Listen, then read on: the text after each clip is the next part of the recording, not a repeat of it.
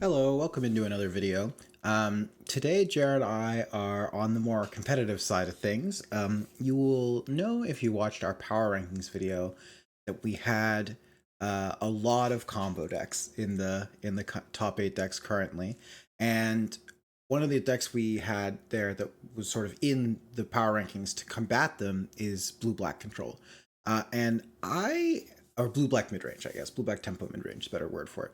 As the person who I think plays the most combo out of the three of us, actually didn't feel like that blue black deck necessarily was that good against a lot of the combo decks. And I think a lot of that is to do with my personal philosophy, which is that it's not counterspells and discard and that sort of disruption that beats combo.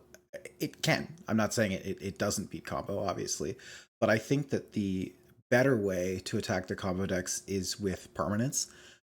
So hate bears or like cards like rest in peace, that kind of thing, tend to make life a lot more difficult for the combo decks than just having two counter spells or a discard spell and a counter spell. Again, I'm not saying that like disruption plus pressure can't win the game. I just think that if you're looking at attacking the combo decks, the best way to do so is with permanents. Like hate bears especially, I think are particularly potent because they're both disruption and pressure all by themselves. And so Jared and I decided to play a match with that blue black deck into one of the kind of premier combo decks in the format. And obviously, this is one match. It's not some totally deterministic thing. This is a tiny, tiny sample size, but I think it ended up being pretty interesting. So let me switch to the deck tech camera, and I'll show you what I played. So this is the deck that I chose for the match. This is Citadel Storm. For me, I think if I was going to go to a tournament tomorrow and I was going to play a combo deck, this is the one I would choose. Things that I like about this combo deck in the current metagame is that it doesn't use the graveyard really, which is nice. I think that graveyard hate is one of the few kind of incidental things that a lot of decks tend to have. And I think the hate that you need against this deck, the really banger hate cards, tend to be a little bit more esoteric. Like there's not very many collector roofs running around, for example. Um, things like um, um, opposition agent are obviously very good against this deck, and obviously there are things that are good against it, but it's not quite as simple as just like graveyard hate. And so, and the other thing I like about this deck is that there's not one single piece that you can take out and cripple the deck. So let me talk quickly about what the game plan is. So very, very top level, what this deck is trying to do is put some artifacts into play, and then cast Tinker for a Bolas Citadel, and then combo kill your opponent with a Storm card or with an Aetherflux Reservoir. More notably, there's a couple of ways once you have Citadel in play that you can like get pretty close to being deterministic. If you can get Thought Lash in play, you're pretty close to deterministic to win the game. This means that you can exile all the lands off the top of your deck, so you're always going to find spells. The only way you can lose once you assemble this combo is if you run out of life, which is technically possible, but there are a bunch of incidental ways in the deck to gain life. Sunset Revelry, Weather the Storm is a really sweet one. And then some people even play like Timely Reinforcements. I'm not playing that one in this deck. I cut it to try stock up a new card. The other way that you can kind of get pretty close to deterministic is with Aetherflux Reservoir. This just means that the life cost is no longer a thing. And the only way you can lose once you have Aetherflux plus Citadel in play is by like having like multiple lands on top of your deck in a row, which again, I'm not saying it never happens, but it's pretty challenging. You get pretty close to deterministic. So that's plan A. Plan B is this deck does have Paradox Engine in it. It is not a Paradox Engine deck in the same way that the dedicated Academy Engine decks are. You don't have like Chromatic Orrery or any of the bigger artifacts to be untapping, but you can put together Paradox wins with your Signets and Talismans. You're still able to potentially win the game that way, like with Grim Monolith going as well. But that's harder, but still possible. So yeah, that's the basic game plan. Everything else in the deck is largely here in support of that game plan. So you have like your cantrips, you have discard spells as your disruption, and then you've got a rather large suite of tutors. And that's one of the reasons why this deck I think looks so good right now, is that it's very easy to find Tinker by like turn 3. We were sort of joking, like a friend of the channel, Greg, who famously has been dying to this deck a lot and seems to be dying to it on like turn 1 and 2 a lot. Was joking that like the average skill time must be turn 2, and I don't think that's true. But the more I've been playing this deck, the more I think that you present a turn 3 win once per match is my, like in a 3-game match. I think that you are going to present a turn 1 or turn 3 win most of the time. One of those games you'll do that, like not every game. I think on average it's more like turn 4, but you are going to present a win on turn 3 like a good chunk of the time. Like I think it's something in the 30% range personally, and that's just a really powerful place to be in terms of fighting through disruption and hate. There's stuff like Noxious Revival, so you can go again if your Tinker gets countered or discarded. The other thing that's interesting about Citadel is like 6 mana in a deck that's playing Tolarian Academy and a bunch of mana rocks and like Dark Ritual, even Lion's Eye Diamond. Like this is just a castable spell. It's not like a trivially castable spell, but it's castable. And so that's the other kind of piece here, I think, is that your combo card, the thing that wins the game as soon as it enters the battlefield, is actually like just kind of, you can just kind of put it into play. It's a thing that you can do. Yeah, I'm not doing anything super nuanced here. This is pretty close to what I would describe as like a stock list. That you'll see people playing. The only card that I'm playing different is I've added Stock Up. This is one that I think is a little bit non-standard. I do want to give a bit of a shout out, because this is kind of a cool development technology wise, I think, which is that people have moved more towards playing like Dress Down and Static Prison as solutions to Hate Bears. Because in particular, Dress Down, if you can cast it, it covers any number of Hate Bears, which is very, very powerful. And Static Prison is neat because if you end up with this on top of your deck with Citadel, you can still cast it even if there's no targets. Whereas a card like Swords to Plowshares can actually get stuck on top of your deck. So I've actually even seen some pilots cutting Swords to Plowshares or talking about cutting Swords to Plowshares just to really fully, truly maximize the once I get Citadel in play, I can cast everything off the top of my deck aspect of the deck. But yeah, so this is Citadel Storm. Jared's playing blue-black. It's a really interesting match, very cool.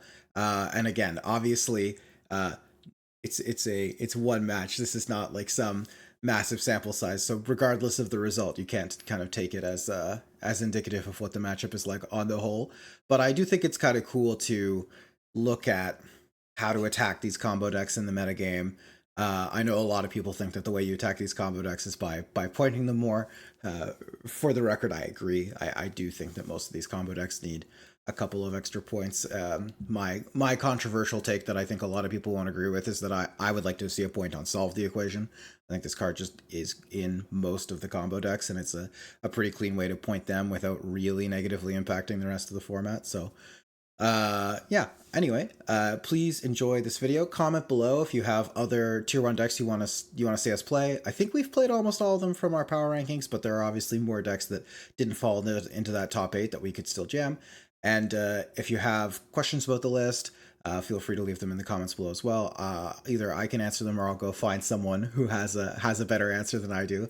So yeah, without further ado, here is Jared's deck tech, and then we'll get into the games. Hey everyone, this is a deck tech for, I call it blue-black tempo, but it's aggro control, mid-range, maybe even low range, if that's your thing. The points are double Mox, reanimate, psychic frog, and both blue delve spells.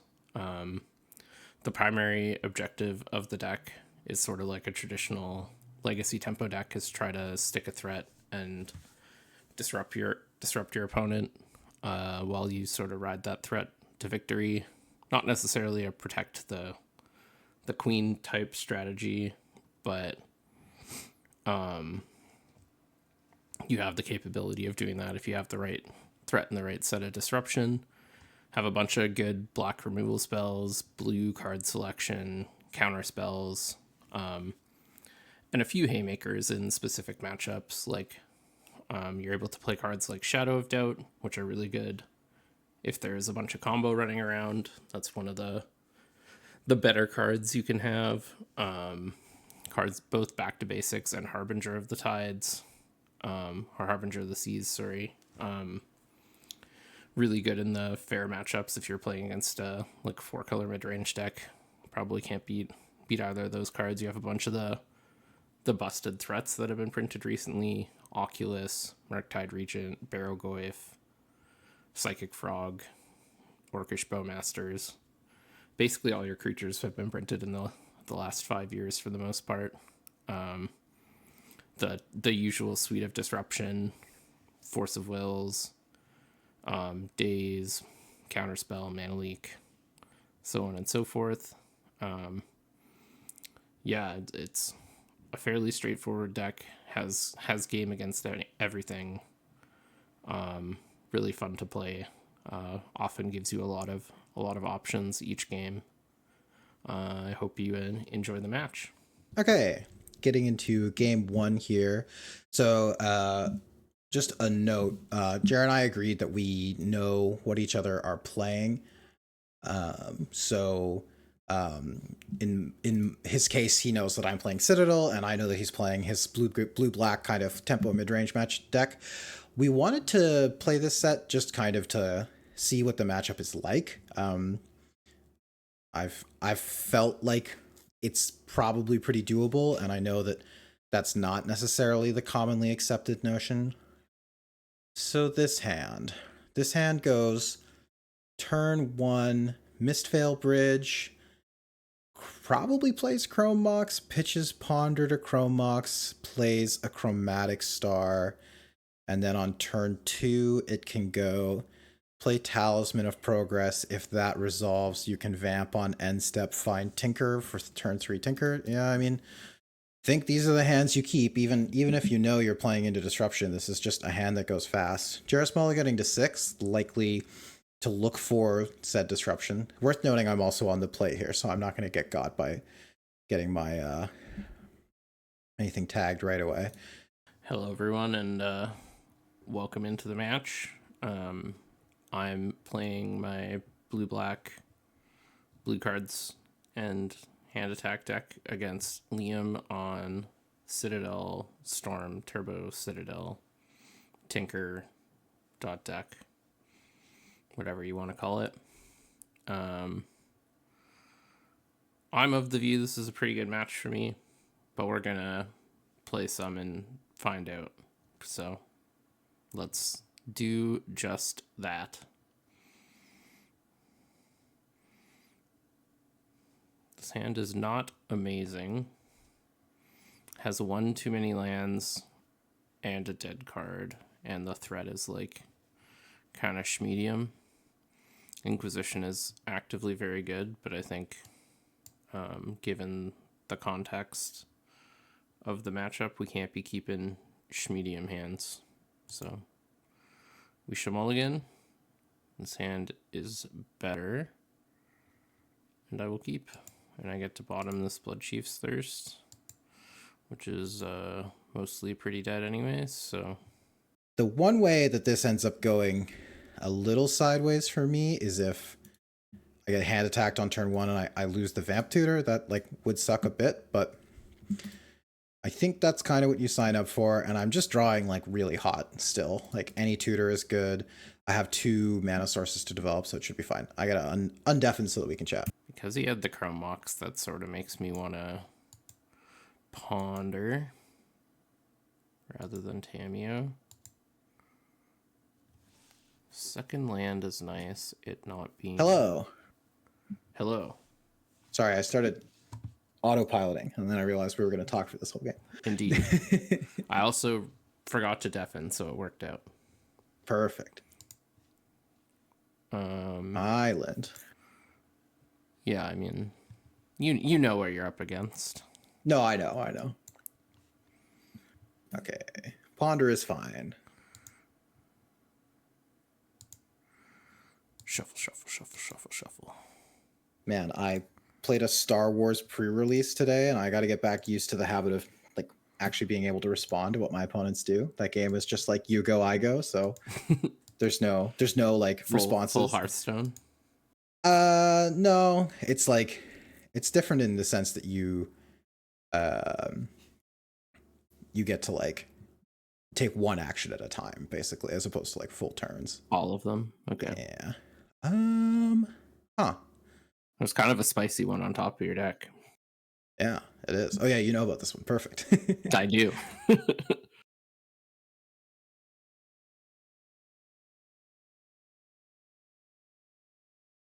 I guess technically it's better to do it this way. Sure. All right. This is acceptable. Just I have many permanents. The full mana hand, eh? Yes. All right.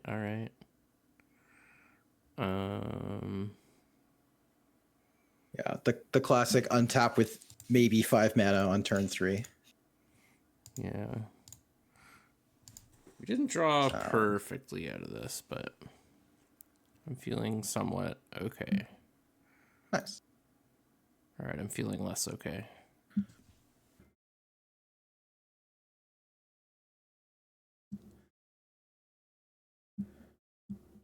Guess you still have to get Tinker here because your mana vault's tapped. Can't just get the Citadel straight away. Yeah, I didn't come here to not jam though. Haha, draw a card.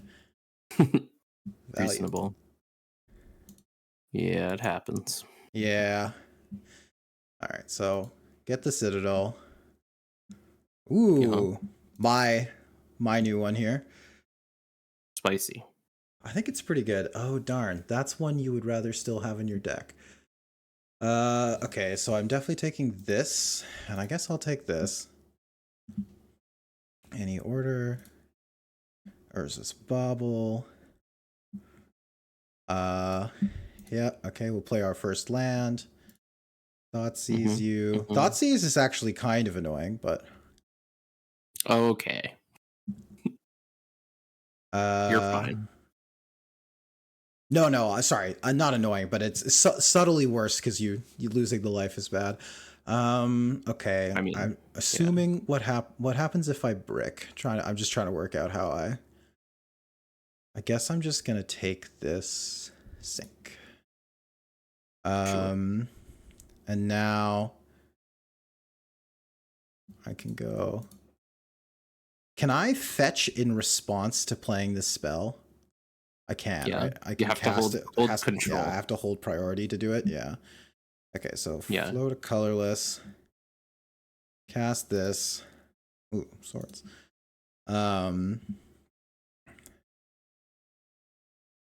Should have floated white. Well, would have cost me a life. Then you could have cast the swords in response still. I mean, I can cast it off the top of my deck. Oh, you still can. Yeah, but I can't anymore because of this. But okay, and now this resolves. I will sacrifice my Demure Signet. Interesting. I will get this Aetherflux Reservoir. A2. Seems pretty good. Yeah, and now. Man. Well, right. It's I mean, I'm not technically deterministic yet, but yeah, I mean, you're not deterministic to kill me this turn, but I'm just never winning the game. Yeah, fair enough. Yeah, we were profane tutoring, so yeah, I was dead.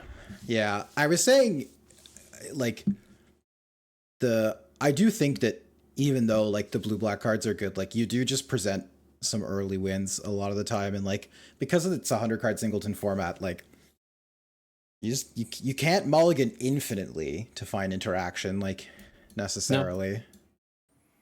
Okay. But your hand was very good. My hand was very good. Yeah, it was Like fast you had for sure. a top 5% drawn. I was on a middling multi-6, so So like this is the thing. and you were on the play. I'm increasingly less convinced that draws like that are top 5% for this deck, I will say. The more I've been playing it, the more I've been feeling like you just present turn 3 Citadel like maybe 30% of games. It feels like it happens a lot. Sure. But that But like even for a turn 3 Citadel, that was like a very well supported turn 3 Citadel. But it was, it's true. I got to go turn 3 Citadel with a land drop floating and 2 mana. Yeah. And that like all of those things were relevant. Definitely. It definitely was. Okay, cool. Well, good luck. All right. We get to be on the play. We have back to basics, misstep. We have no pressure and not great interaction. Like this is a hand where it's like very close. Like if misstep is good, I think I'm going to keep it because if I get to go misstep your thing, back to basics your land, I think that's just going to be good enough a lot of the time. At least buy us enough time to draw into some amount of things. Okay. In we get into game number 2, I have a very different style of hand here.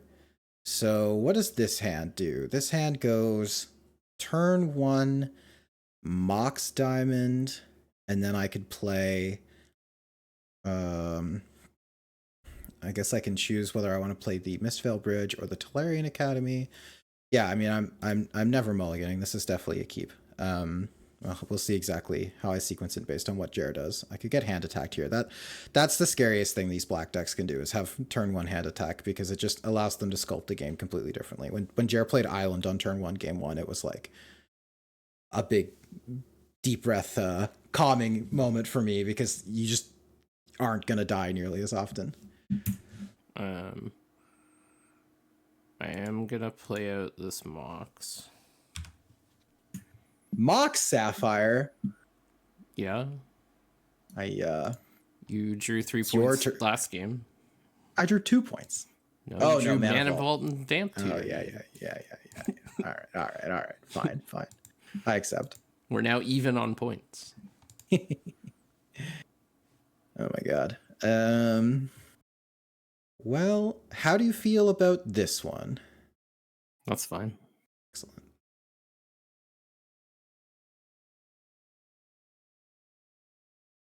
I will ship it over to you.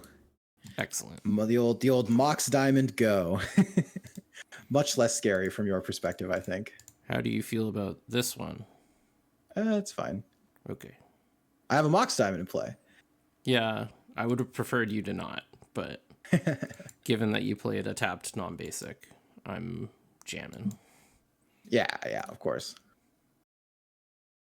Yeah, I think I probably am in for keeping that. Yeah, turn 2 back to basics, definitely not terrible.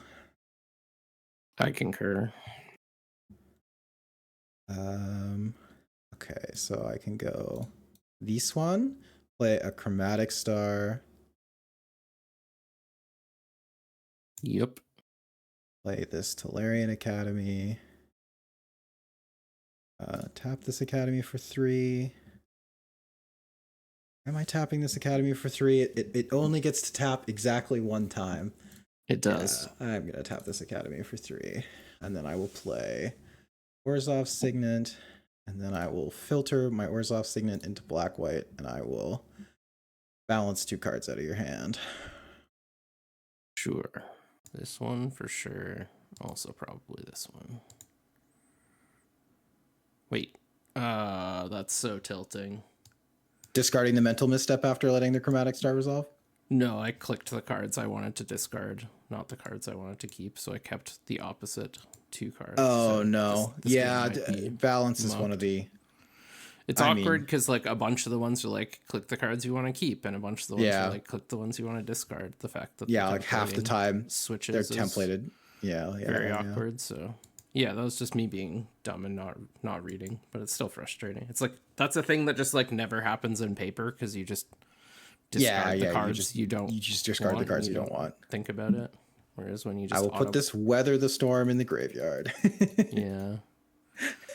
But I don't appear to be imminently dead, so that's good. No, it's possible I was supposed to wait a little longer on the balance. I don't know. I kind of felt like it was worth throwing out there, but it's possible I was just supposed to wait. Yeah, the fact that you have tapped your Academy makes me feel better. Okay. Getting value here too. I got to tap this Godless Shrine I got to play this Godless Shrine untapped because otherwise it's just not a real land. Indeed. Well, I'm gonna do this. Deal.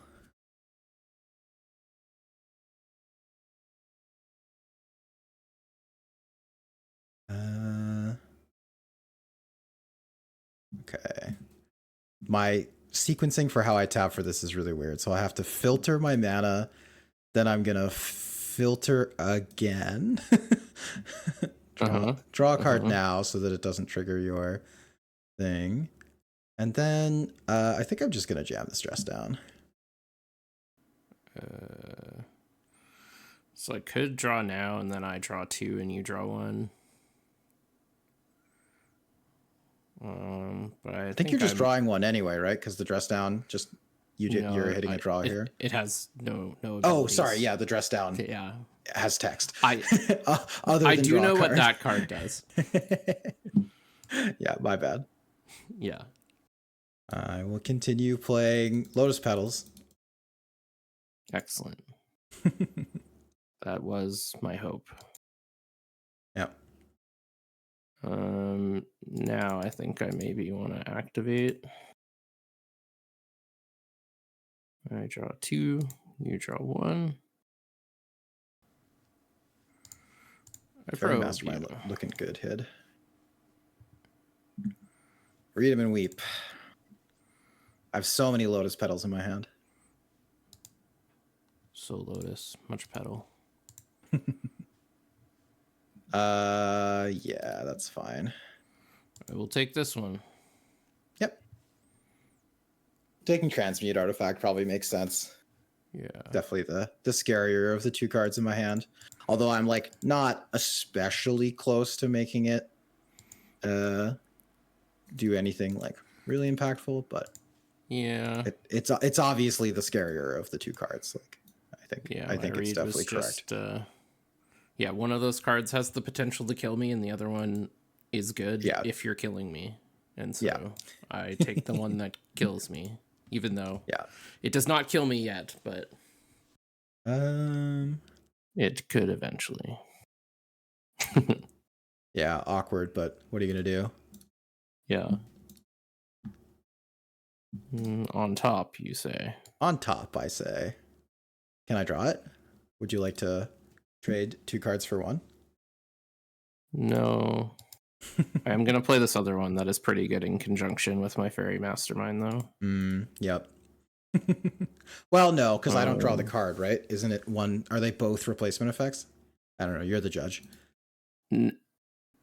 No. I think I have to draw the card. Fairy Mastermind is just a trigger.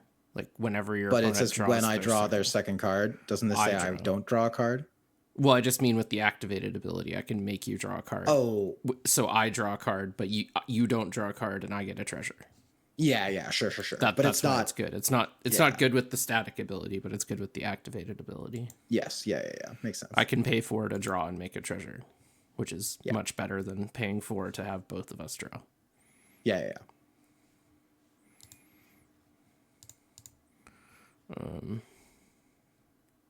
14, eh? And speaking of drawing, getting wheeled here or something? That would be backbreaking. I don't play those, but oh yeah, that's fine.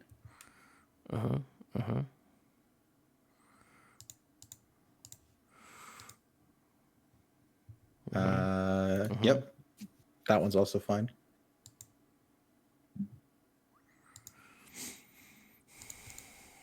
I have my colors unlocked. Whatever you say. I mean, I categorically just do. You have two. Orzhov Signet Mox Diamond. Yeah. Classic, all the colors locked. I mean, I don't know what I'm an Esper deck. I have access to black, white, and blue mana. Lots of blue mana, even. Lots of blue lotus petals. I think this really shows off my theory about how you beat combo decks, by the way, which is like, you haven't cast any counterspells this game. In fact, and you cast one discard spell, like kind of in garbage time. Yeah, I have died. But like, it's permanent beat combo decks, not those were just the counterspells. things I drew. Counterspells would have been great there too. No, they wouldn't have. They wouldn't have been nearly as good because I would have had like an untapped Academy, making mana, doing things. I think. Well, I mean, it depends which one of my things was a counterspell, but counterspells are also good. I'm not saying they're bad. I'm saying that you need permanents that also hate out combo decks in conjunction. That's all I'm saying. I just don't think that they do enough. If I drew counterspells and threats, that's often good enough. Well, we'll see. I guess we'll play game 3 here. But so far, I have lost to hate bears and hate pieces and not counterspells. Sure, your 1 game sample size. Yeah, well, you got to extrapolate from meaningless data somehow, sometimes, right? I suppose. All right, game 3. Okay, so we're on the play here, which is good. Yeah, and like I was saying, like I don't know. I apparently this is like an unpopular opinion that other people don't necessarily agree with, but I really do think that the way more meaningful thing that these kinds of decks do against you is that they put like Hollow Breachers in play, they put Back to Basics in play, things that like constrict your mana or force you to play around other things. And in that case, like if Jer had just had random threats and counterspells, like the silence would have eventually played through them. I would have been able to jam the transmute artifact for a big number, and he would have been obliged to fire off a counterspell if he had it. Like I just think it's easier to grind through those sorts of things. This hand has 2 discard spells, which is great. We love that. I'm going to lead on Thoughtseize just because it hits everything, and then I'll probably save Duress for a turn where I'm trying to solve the equation. The solve the equation represents Tinker. This is this is it. It's a good one. You got to extrapolate from meaningless data somehow, sometimes, right? I suppose. All right, game 3. Okay, so we're on the play here, which is good. Yeah, and like I was saying, like I don't know. I apparently this is like an unpopular opinion that other people don't necessarily agree with, but I really do think that the way more meaningful thing that these kinds of decks do against you is that they put like Hollow Breachers in play, they put Back to Basics in play, things that like constrict your mana or force you to play around other things. And in that case, like if Jer had just had random threats and counterspells, like the silence would have eventually played through them. I would have been able to jam the transmute artifact for a big number, and he would have been obliged to fire off a counterspell if he had it. Like I just think it's easier to grind through those sorts of things. This hand has 2 discard spells, which is great. We love that. I'm going to lead on Thoughtseize just because it hits everything, and then I'll probably save Duress for a turn where I'm trying to solve the equation. The solve the equation represents Tinker. This is this is it. It's a good one. Hello. Hello. We have both kept. Yes. I have to decide whether I'm fetching a non-basic or not. No fear, no respect. I guess I'm doing this, so there's like especially no reason to show much in the way of respect. Yeah, I'll just take your Duress. Makes sense. Yeah. So the rest of your hand is Cataxian Probe, Misty, Serum Visions, Reanimate, Barrow-Goyf, Brainstorm. Okay. So like lots of looks at land number 2. Mm-hmm. And obviously like you like keeping because the Duress is good. But yeah, hand is obviously better with Duress, but Not like under immediate threat from your hand, so I can afford to do this one. No, nice. Okay. Yeah, this at least makes your brainstorm better in the future too. You put it on top. Oh, that's a little scary. Okay. Oh, okay. That's an interesting one. I will have a turn 2 that I think will be less intimidating than many turn 2s that this deck generates. Yeah. This one I think you can feel okay about. I can abide by that one. Yeah. Yeah, I think I do just want to fire this off now. I'm kind of interested to see about what you might have kept. Counterspell of some sort is my guess, but maybe something else. Although if you had kept a counterspell, you maybe wouldn't have fired off this brainstorm quite so aggressively unless it was like a free counterspell. Misty, or like a cheap counterspell. Yeah. Okay, if it was a free counterspell, you probably would have been casting Serum Visions, which makes me think it's a cheap counterspell. If Serum Visions is even still in my hand. Yeah, it's true. This could all be a clever ruse on your part. Indeed. Well, show me your secrets.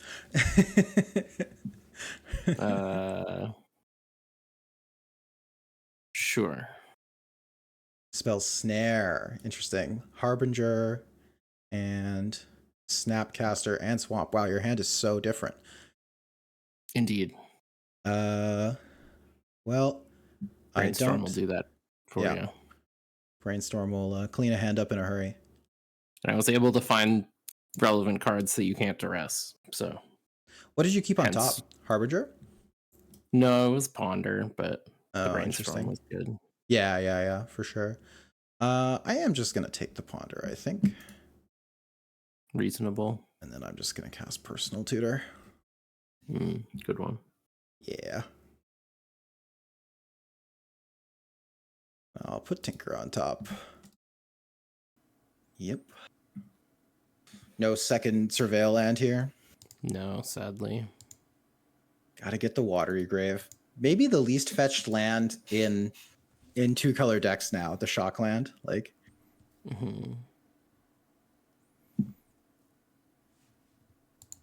Okay, so you got rid of the Reanimate. I got rid of the Ponder. You just played Swamp.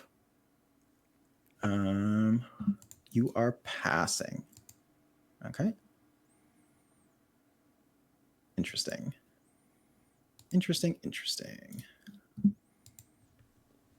I didn't come here not to jam. Oh. Paying for spells with Signants is hard. Hiya! If you drew a counterspell, I will live with it. We'll see. Nice. This is what I figured might be the line, the old Snapcaster Brainstorm. Yep. One-time dealer. I almost just F6. That would have been bad. Yeah, you should not do that. The good news is, even if this resolves, like, I'm not stone dead. Yeah, like. Okay, so. Like, your Tinker is much less good this time than the last time. Well, all right, never mind. We're dead. Well, I mean, I can still brick, but yeah, I'm not going to lose because of lack of life. That's for sure. Well, and like in this matchup with Citadel in play, just like gaining a bunch of life is good. Yeah, a bunch of life is just giving you many turns, which functionally wins you the game. Yeah. There are some decks where like your life total is irrelevant with Citadel in play because they're just gonna like in the like against another combo deck where they're just gonna kill you and your life total mostly doesn't matter. Whereas like my deck has to kill you with mostly cheap creatures that have like 2 and maybe 3 power. So yeah. Gaining 11 life this turn is it's already good. Very good. Mm-hmm. So Obviously, I'm casting this. Oh, I'll cast this Weather the Storm with the trigger on the stack. There. I have seen enough. Yeah, there are any number of things you can get there that functionally kill me.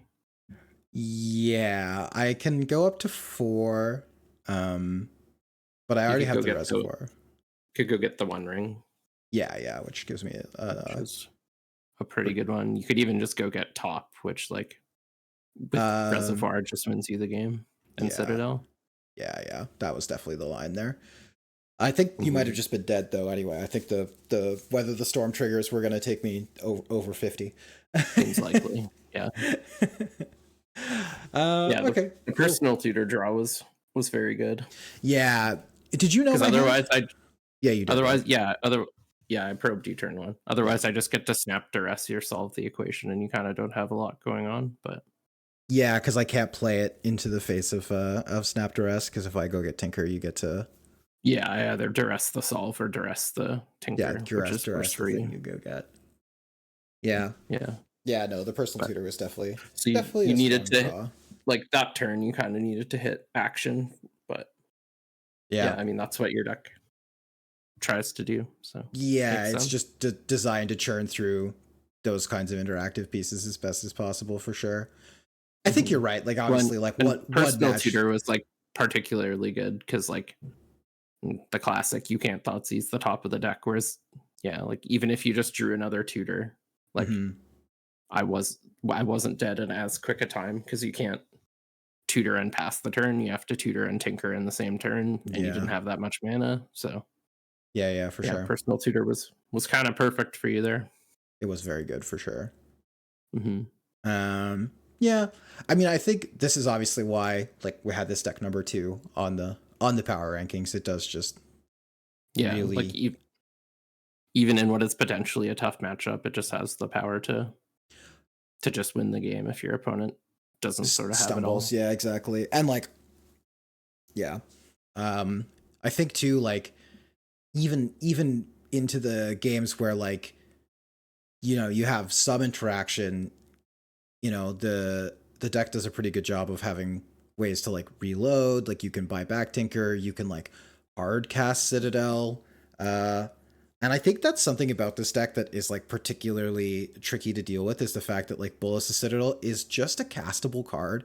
Like it's not easy to cast, but it's not like your combo piece costs 11 mana or something. Like it's you can Yeah, true. eventually just get there.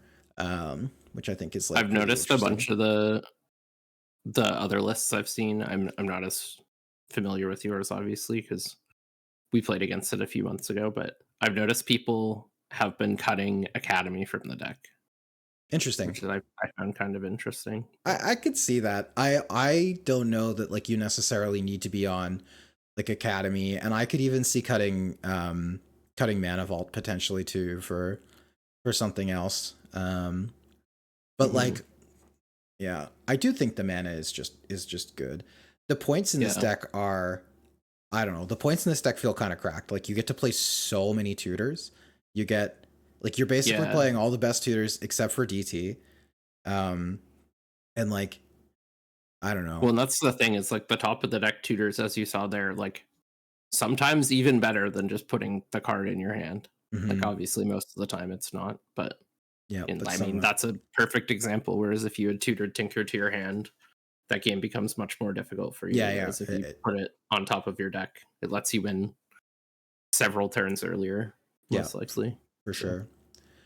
yeah. Cool. Well, anyway, short bit of a shorter video for us, but I think that's okay. Sometimes it's good to not have the hour and 25-minute long Trent Liam Blue Mirror matchup. Sometimes Yeah, a it's nice to little quick hit. yeah, nice to watch something where like the decisions mattered, but there were fewer of them. Well, yeah, and just the games tend to end quickly. Like either you're comboing, which doesn't take very long, Yeah, or I'm locked or out. I've sort of dealt with your thing and you're kind of like drawing and passing the turn or killing me, and I'm just like attacking you and casting relevant spells on my turn. There's not a lot of like fighting interaction. There's like us interacting with each other, and whoever comes on top in that first little Yeah, bit there's of sort of like maybe 1 or 2 turns of jockeying, generally and then generally wins. yeah, There's not a lot of like back and forth in these types of matchups. yeah, I definitely agree. Whereas in Blue Mirrors, that's kind of all it is. And oftentimes both players kind of don't sort of leave the start line until like turn 7. So like, Yeah. yeah. Yeah, I decided to try stock up today. It was okay. Yeah, it seems kind of reasonable in that type of deck. Like it being 3 mana makes it maybe more tenable in that kind of deck. Whereas like if you have like stock up and like a tinker, you can maybe kind of try to bait with the stock up, or like if it resolves, you get to try to find like a silence or a hand attack spell or something just to it's sort of DT at home, and I've been pretty impressed. Like in decks that by DT you mean dig through time, right? No, it's kind of both. Like it's sort of dig through time and DT at home. Like it's much worse than both of those cards, obviously. But I don't think it's much worse than dig through time. No, it's not a lot worse than dig. I think it's like pretty.